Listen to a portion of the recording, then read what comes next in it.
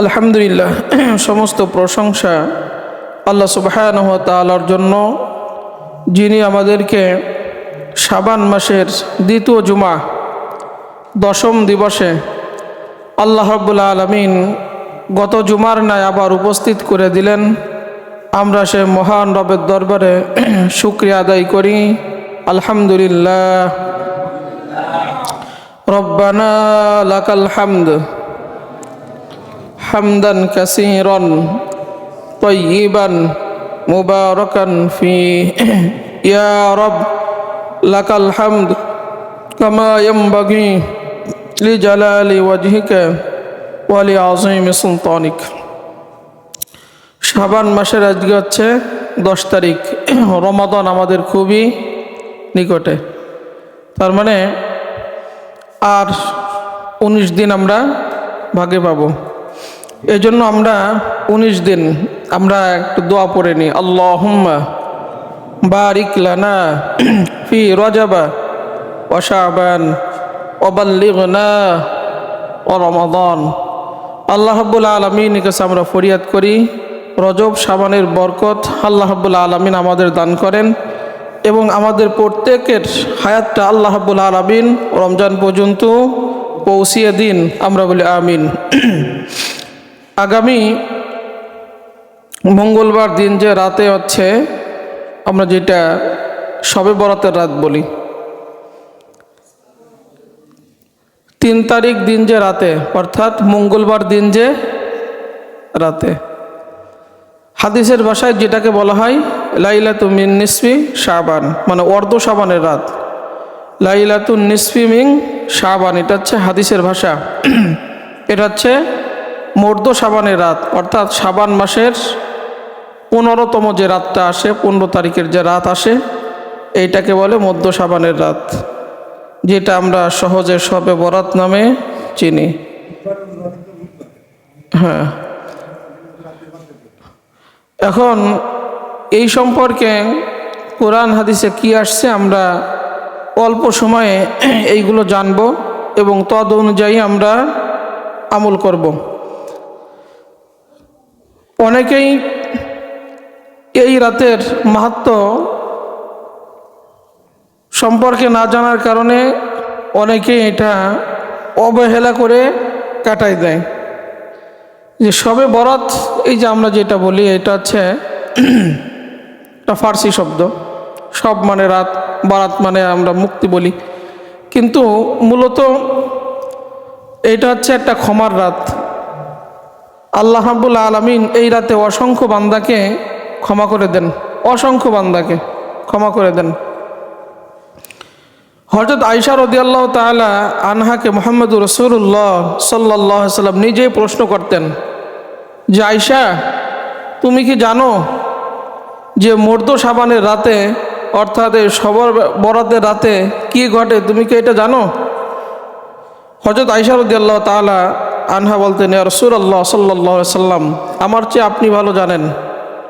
মুহাম্মদুর রাসূলুল্লাহ সাল্লাল্লাহু আলাইহি সাল্লাম নিজেই হযরত আয়েশা রাদিয়াল্লাহু তাআলা আনহাকে জানালেন যে যখন এই মর্দ শাবানের রাত আসে, এই মিন নিসফি মিন শাবানের রাত আসে, তখন আল্লাহ রাব্বুল আলামিন এই দুনিয়ায় যত শিশু জন্মগ্রহণ করবে আগামী বছর, আল্লাহ রাব্বুল আলামিন তাদের একটা তালিকা করেন, এবং যত মানুষ মারা যাবে আল্লাহ রাব্বুল আলামিন তাদের একটা তালিকা করেন। আল্লাহ রাব্বুল আলামিন বান্দার রিজিক আল্লাহ রাব্বুল আলামিন এই রাতে নাজিল করেন, এবং বান্দার আমল নামা আল্লাহ রাব্বুল আলামিন এই রাতে উঠিয়ে নেন। বিগত একটা বছর আপনি কি আমল করছেন, আল্লাহ রাব্বুল আলামিন এই আমল নামা লক্ষ্য করেন। এজন্য এই যে আমলের ব্যাপারে আসছে যে আল্লাহ রাব্বুল আলামিন যে সোমবার এবং বৃহস্পতিবারের রাতে আল্লাহ রাব্বুল আলামিন বান্দার আমল নামাও দেখে থাকেন। এরপরে হযরত আয়েশা রাদিয়াল্লাহু তাআলা আনহা মুহাম্মদুর রাসূলুল্লাহ সাল্লাল্লাহু আলাইহি সাল্লামকে প্রশ্ন করেন, ইয়া রাসূলুল্লাহ সাল্লাল্লাহু আলাইহি সাল্লাম, আল্লাহর রহমত ব্যতীত কোনো বান্দা কি জান্নাতে যেতে পারবে? নবীজি বলেন, আল্লাহর রহমত ব্যতীত কোনো বান্দা জান্নাতে যেতে এমনকি আমি মুহাম্মদুর রাসূলুল্লাহ সাল্লাল্লাহু আলাইহি সাল্লাম আল্লাহর রহমত ব্যতীত জান্নাতে যেতে পারবো না। এজন্য আমরা সর্বদা আল্লাহ রাব্বুল আলামিনের রহমত কামনা করব। ইবাদতের জোর দিয়ে আমরা কেউ আল্লাহর জান্নাতে যেতে, এই কথার অর্থ হচ্ছে আপনি যদি এই বরাতের রাতে, সবে বরাতের রাতে, লাইলাতুন নিসফি মিন শাবানের রাতে, মুর্দ শাবানের রাতে আপনি চিন্তা করলেন আমি অনেক ইবাদত করছি, তাসবিহ তাহলিল সব করছি, আমি আমার ইবাদতের জোরে আল্লাহর রহমত ছাড়া জান্নাতে চলে যাব, এরকমটা ভাবা বোকামি। আমরা আল্লাহর হুকুম মানব, ইবাদত করব এবং আল্লাহ রাব্বুল আলামিনের রহমতের আশা রাখবো যে আল্লাহ রাব্বুল আলামিনের দয়ায় আমরা সবাই জান্নাতে যেতে চাই। কারণ আল্লাহ রাব্বুল আলামিন যত হুকুম আহকাম দেশে আমি আপনি কি সবগুলো মানতে পারি? কত জীবনে আমরা আল্লাহ নাফরমানি করতেছি। সাধারণ দুনিয়ার ব্যাপারে দেখেন, আমরা যদি চেয়ারম্যান হোক, মেম্বার হোক, আমাদের রাষ্ট্রপ্রধানের কোনো একটা হুকুম শুধু একটু অমান্য করি, সাথে সাথে জেল, জরিমানা, জুলুম এইগুলো আছে না, শাস্তি আছে না? কিন্তু আল্লাহ রাব্বুল আলামিনের বান্দা, আমরা তো আল্লাহর সৃষ্টি, আল্লাহর মাখলুক। আল্লাহ রাব্বুল আলামিন দয়া করে, মায়া করে আমাদেরকে ভালোবেসে দুনিয়ার জমিনে এই যে বিচরণ করার সুযোগ দিলেন, ফ্রিতে অক্সিজেন নেওয়ার সুযোগ দিলেন, কত নিয়ামত দিয়েছেন। তারপরেও আমি আপনি আল্লাহর অসংখ্য হুকুম দৈনিক ছেড়ে দিচ্ছি না? অনেক ছেড়ে দিচ্ছি। এজন্য আমরা যে ইবাদত যেভাবে করি না কেন, ওই ইবাদতের ক্ষেত্রেও আমরা আল্লাহ রাব্বুল আলামিনের রহমতের কি রাখবো? আশা রাখবো যে আল্লাহ আমার ইবাদতের গুণে না, আপনার দয়ায়, আপনার মায়ায়, আপনার রহমতের গুণে রব্বুল আলামিন আপনি আমাকে জাহান্নাম থেকে বাঁচাইয়া জান্নাতের ফয়সালা করে দেন। আমরা বলি আমিন। এজন্য এখান থেকে আমরা যে জিনিসটা বুঝলাম, তাহলে এই রাতের একটা গুরুত্ব অন্য আরেকটা হাদিসে আসছে। হযরত আলী রাদিয়াল্লাহু তাআলা আনহু থেকে একটা হাদিস আসছে যে মুহাম্মদুর রাসূলুল্লাহ সাল্লাল্লাহু আলাইহি সাল্লাম বলেন, যখন এই শবে বরাতের রাত আসে তখন তোমরা রাত জেগে ইবাদত করো, রাত জেগে ইবাদত করো, দিনের বেলা রোজা রাখো। কেননা যখন এই মুর্দ শাবানের রাত আসে, এই শবে বরাতের রাত আসে, আল্লাহ রাব্বুল আলামিন দুনিয়াবাসীর দিকে মনোযোগ দেন। দুনিয়ার প্রথম আসমানে চলে আসেন, প্রথম আসমানে এসে ডাকতে থাকেন, কে আসো গুনাহগার, আমার কাছে ক্ষমা চাও, আমি আল্লাহ রাব্বুল আলামিন তোমাদের মাফ করে দিব। কে আসো অসুস্থ, আমার কাছে দোয়া করো, আমি আল্লাহ রাব্বুল আলামিন তোমার সুস্থ জীবন ফিরিয়ে দেব। কারণ সুস্থ করার মালিক কে? আল্লাহ নিজেই বলেন, ওয়াইদা মারিতু ফাহুয়া ইয়াশফিন, তোমরা যখন অসুস্থ হও আমি আল্লাহ রাব্বুল আলামিন তোমাকে সুস্থ জীবন ফিরিয়ে দিই। আর আমি যদি তোমাকে সুস্থ জীবন ফিরিয়ে না দিই, দুনিয়ার কোনো চিকিৎসক তোমাকে সুস্থ করতে পারবে না। আমরা লক্ষ্য করে দেখছি যে এই যে আমরা যখন অসুস্থ হই আমরা চিকিৎসা নিই, এটা নিয়ে আসুন না, চিকিৎসা নিতে হবে, কিন্তু ওই চিকিৎসার মধ্যেও আল্লাহর রহমতের কামনা করতে হবে যে আল্লাহর দয়ায় আমি সুস্থ হয়ে যাব। কারণ আল্লাহ যদি সুস্থ না করে, আপনি যদি চিন্তা করেন যে ডাক্তার আমাকে সুস্থ করছে, এই ট্যাবলেট, এই বড়ি আমাকে সুস্থ করছে, আমি এই চিকিৎসা নেওয়ার মাধ্যমে সুস্থ হয়েছি, তাহলে ওইটার মধ্যে একটা কুফরি চলে আসে। কারণ ওইটা আপনাকে সুস্থ করতে পারে না, আল্লাহ তাআলা ওইটা সুস্থ করার একটা মাধ্যম আপনাকে তৈরি করে দিয়েছে। কারণ সুস্থ করার মালিক হচ্ছে আল্লাহ সুবহানাহু ওয়া তাআলা। যদি তাই হইতো তাহলে কেউ অসুস্থ হয়ে মরতো না। একই রোগের মানুষ রোগে আক্রান্ত হচ্ছে, একই ওষুধ খেয়ে কেউ সুস্থ হচ্ছে, আবার কেউ অসুস্থ হয়ে মারাই যাচ্ছে। এজন্য আপনি যখন ওষুধ খান, ওই ওষুধ খাওয়ার সময়ও আল্লাহ রাব্বুল আলামিন আপনাকে যে সুস্থ করতে পারেন, এই মনে মনে কি করা, নিয়ত রাখা। এজন্য আল্লাহ রাব্বুল আলামিন দুনিয়ার প্রথম আসমানে এসে ডাকতে থাকেন, ও অসুস্থ ব্যক্তিরা, ডাক্তারের পিছনে কত টাকা দিয়েছো, আমি যদি আইয়ুব নবীকে সুস্থ করতে পারি, আইয়ুব নবীর মতো রোগ তো তোমার জীবনে এরকম হয় নাই। হয়েছে? আইয়ুব আলাইহিস সালামকে আল্লাহ তাআলা কত রোগ দিয়েছিলেন চিন্তা করছেন? পুরো শরীর পচে গেছে না? পুরো শরীর পচে গেছে। আল্লাহ রাব্বুল আলামিন তার কুদরত দিয়ে তাকে যদি সুস্থ করতে পারে, আপনি এই রাতে এই লাইলাতুন নিসফি মিন শাবানের রাতে, এই শবে বরাতের রাতে আল্লাহ রাব্বুল আলামিনের কাছে সিজদায় পড়ে কান্নাকাটি করেন, মুনাজাতে কান্নাকাটি করেন যে আল্লাহ, আপনি যদি আইয়ুব আলাইহিস সালামকে আপনি যদি কোনো ডাক্তার ছাড়া যদি সুস্থ করতে পারেন, রব্বুল আলামিন, আইয়ুব তো আপনার বান্দা, আমিও তো আপনার বান্দা, রব্বুল আলামিন আপনি আমাকে সুস্থ করে দেন। আপনার যে অসুস্থতা আছে আপনি সেই অসুস্থতার কথা বলে আল্লাহ রাব্বুল আলামিনের কাছে এই রাতে কান্নাকাটি করেন। আপনি অনেক পেরেশানির মধ্যে আছেন, অনেক ঝইঝামেলার মধ্যে আছেন, নানাবিধি সমস্যার মধ্যে আছেন, আল্লাহ রাব্বুল আলামিন বলেন আমি প্রত্যেকটা বান্দার দিকে মনোযোগ দিই এই রাতে, এই শবে বরাতের রাতে। অতএব বান্দা কার কি সমস্যা, সেই সমস্যা তুলে ধরে আমি আল্লাহ রাব্বুল আলামিনের কাছে দোয়া করতে থাকো। কারণ আল্লাহ রাব্বুল আলামিন বলেন ওয়াকালা রাব্বুকুম উদউনি আস্তাজিব লাকুম, বান্দা যখন আমার কাছে দোয়া করে, আমার কাছে প্রার্থনা করে, আমি আল্লাহ রাব্বুল আলামিন বান্দার ডাকে সাড়া দিই, বান্দার শূন্য হাত ফিরে দিতে আমি লজ্জাবোধ করি। এই জন্য হাদিসে আসছে যে বান্দা যখন আল্লাহ রাব্বুল আলামিনের কাছে দুই হাত উঠায়, আমরা মুনাজাতে দুই হাত উঠাই না, এই মুনাজাতে আমরা যখন দুই হাত উঠাই, এই দু হাত উঠানো অনেকে অনেক পদ্ধতিতে উঠায়। আপনি ভদ্রতার সাথে, বিনয়ের সাথে আল্লাহ রাব্বুল আলামিনের কাছে যখন দু হাত তুলে একদম বিনয়ের সাথে রব্বুল আলামিনের কাছে চোখের পানি ছেড়ে দিয়ে চান, অবশ্যই আল্লাহ আপনার চাওয়া পাওয়া পূর্ণ করবেন। এই জন্য এই যে রাতটা আসতেছে, শবে বরাতের রাত বা মধ্য শাবানের রাত, এই মধ্য শাবানের রাতে আল্লাহ রাব্বুল আলামিন প্রত্যেক দোয়াকারীর দোয়া আল্লাহ রাব্বুল আলামিন কবুল করেন। 5টা রাতের দোয়া আল্লাহ রাব্বুল আলামিন কবুল করেন, কখনো ফেরত দেন না। কয় রাতের দোয়া? 5 রাতের দোয়া। তার মধ্যে একটা হচ্ছে জুমার রাতের দোয়া। জুমার রাতের দোয়া আল্লাহ রাব্বুল আলামিন অবশ্যই কবুল করেন। প্রত্যেক জুমার যে রাত আসে, তারপরে বৃহস্পতিবার দিন যে রাত, যে জুমার রাত আসে, এই রাতে আপনি দোয়া করবেন, অবশ্যই আপনার দোয়া কবুল হবে। 2 নম্বর হচ্ছে এই শাবান মাসের প্রথম রাত, যেটা মাসটা চলে গেছে, এ তো রজব মাসের প্রথম রাত, এটা তো শাবান মাস। রজব মাসের প্রথম রাতে কোনো ব্যক্তি যদি দোয়া করে, আল্লাহ রাব্বুল আলামিন তার দোয়া কবুল করে নেন। অবশ্যই রব্বুল আলামিন তার দোয়া কবুল করে নেন। আমরা দোয়া করব। এরপরে 2 ঈদের রাতে, তার মানে কুরবানির ঈদের রাতে, আর একটা হচ্ছে ঈদুল ফিতরের রাতে, এই 2 ঈদের রাতেও আপনি যদি আল্লাহ রাব্বুল আলামিনের কাছে দোয়া করেন, অবশ্যই আল্লাহ রাব্বুল আলামিন আপনার দোয়া কবুল করবেন। আর একটা রাত হচ্ছে এই শাবান, মানে শবে বরাতের রাত। এই রাতেও যদি কোনো বান্দা আল্লাহ রাব্বুল আলামিনের কাছে দোয়া করে, অবশ্যই আল্লাহ রাব্বুল আলামিন তার দোয়া কবুল করবেন। তাহলে এই 5 রাতের মধ্যে একটা রাত আছে হচ্ছে দোয়া কবুলের রাত, সেটা হচ্ছে এই শবে বরাতের রাত। এইটা আপনি দোয়া করবেন। আমরা তো দোয়া করতেই চাই না। আপনি আল্লাহ রাব্বুল আলামিনের কাছে বেশি বেশি দোয়া করবেন। নবীজি বলেন মাল্লাম ইয়াসালিল্লাহ ইয়াগদাব আলাই, যে ব্যক্তি আল্লাহর কাছে দোয়া করে না, আল্লাহ রাব্বুল আলামিন ওই বান্দার প্রতি রাগান্বিত হন। এখন আমরা ইবাদত বন্দেগী সব কিছু করি, আল্লাহ রাব্বুল আলামিনের কাছে যদি আমরা দোয়া না করি, কোনো কিছু না চাই, তাহলে ওই ইবাদতকারীর প্রতিও আল্লাহ রাব্বুল আলামিন কি হন? রাগান্বিত হন।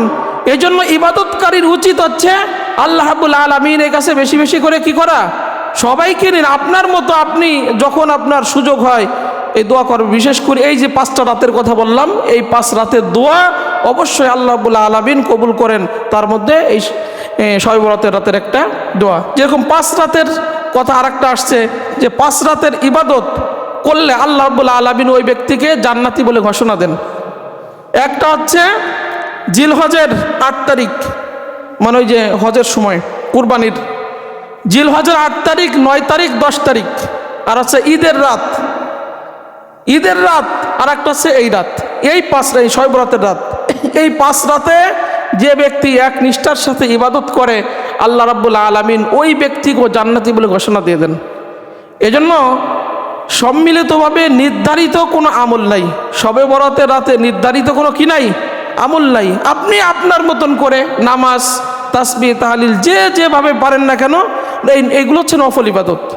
এই আপনি আপনার মতন করে এইগুলো করবেন।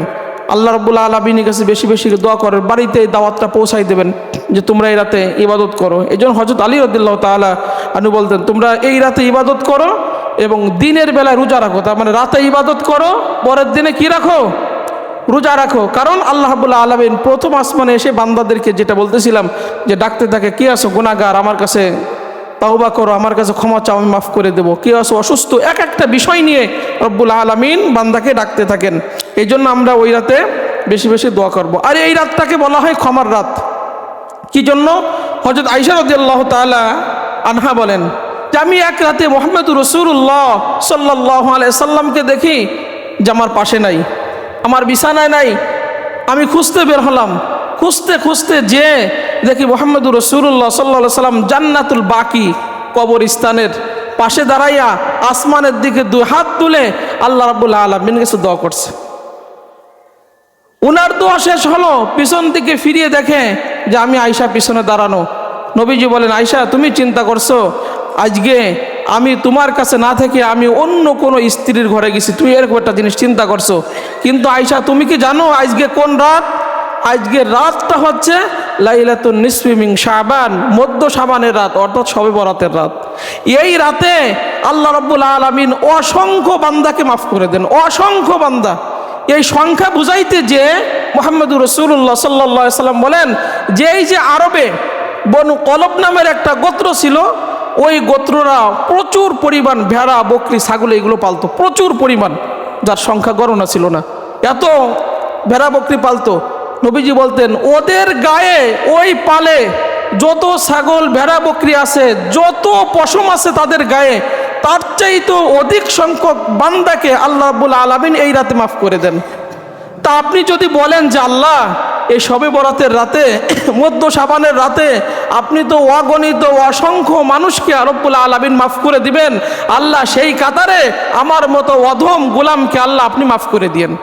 সুবহানাল্লাহ। আপনি এরকম বলেন, কিন্তু আমরা এইগুলো ভুলে যাচ্ছি। দিন দিন ইবাদত থেকে আমরা বিচ্যুত হয়ে যাচ্ছি, দূরে চলে যাচ্ছি। এই জন্য গুরুত্বপূর্ণ একটা রাত, এই রাত ক্ষমার রাত।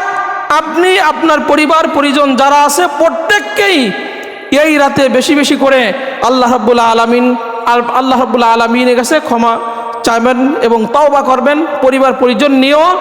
কিন্তু আমরা এখন থেকে অনেকে প্রস্তুতি নিছে যে শবে বরাত আসতেছে, ভালো মন্দ রান্না করে খাইতে হবে, গোশত কিনতে হবে, রুটি বানাইতে হবে, অনেক অনেক চিন্তা করতেছে, ইবাদত করতে হবে, ক্ষমা চাইতে হবে। এই চিন্তার কথা আমি কোনো মুসল্লির মুখে এখন শুনি নাই।